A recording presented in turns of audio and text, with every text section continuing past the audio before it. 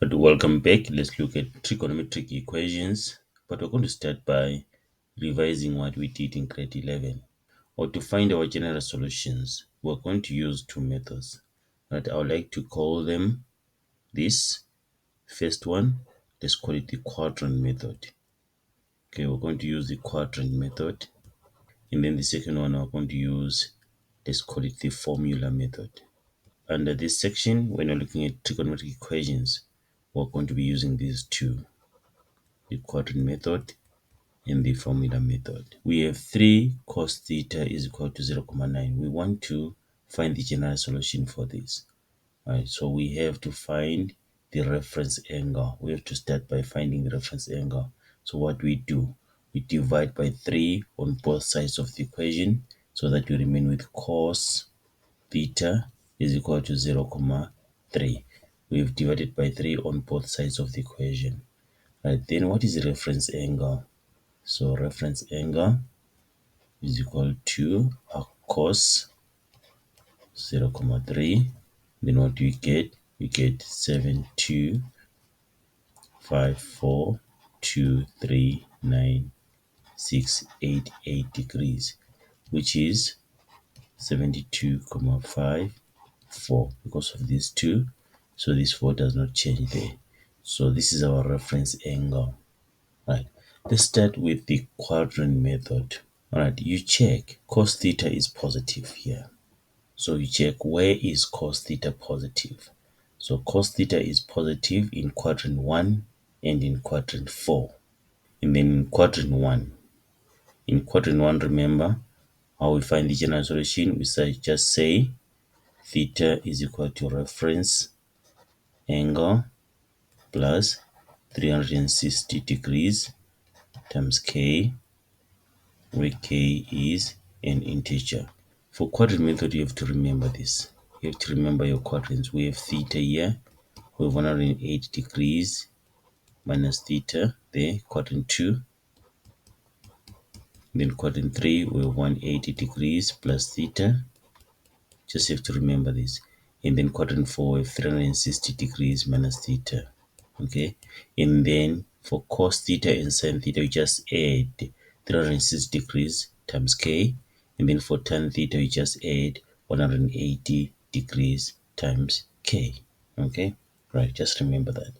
So quadrant 1 will be our reference angle. Okay. Which is our theta. And then plus 360 times k. And then our reference angle is what? 72.54. So theta is equal to 72.54 degrees plus 360 degrees times k, where k is an integer. Okay, that is quadrant 1. Then quadrant 4. Quadrant 4 is going to be 360 degrees minus reference angle plus 360 times k. So it's going to be theta is equal to 360 degrees minus reference angle, right?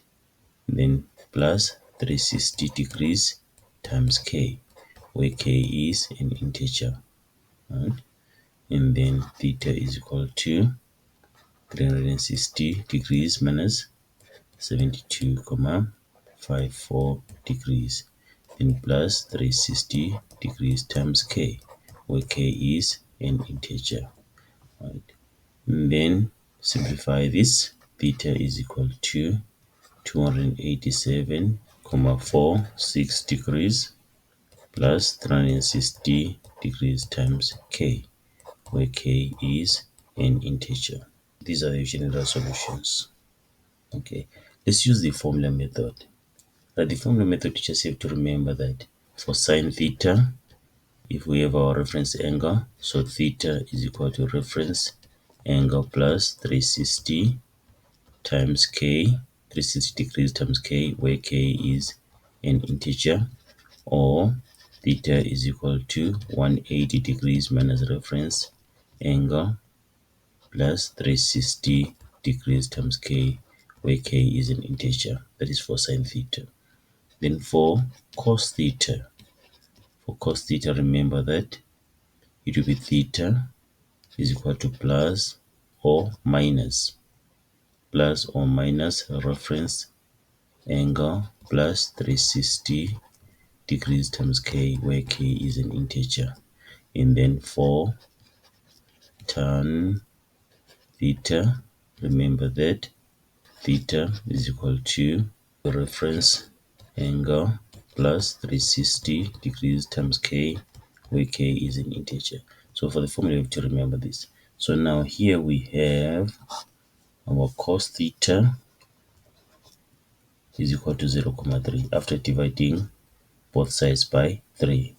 And then we found that our theta is equal to our cos 0,3, which is equal to 72,54 degrees. Okay, so we're using cos theta. It means our theta is equal to plus or minus 72,54 degrees plus 360 degrees times k, where k is an integer. Please remember that these are two things. We have positive 72,54 plus 360 degrees times k, and then we have negative 72,54 plus 360 degrees times k. So these are two things. Okay, so this is another way of doing it.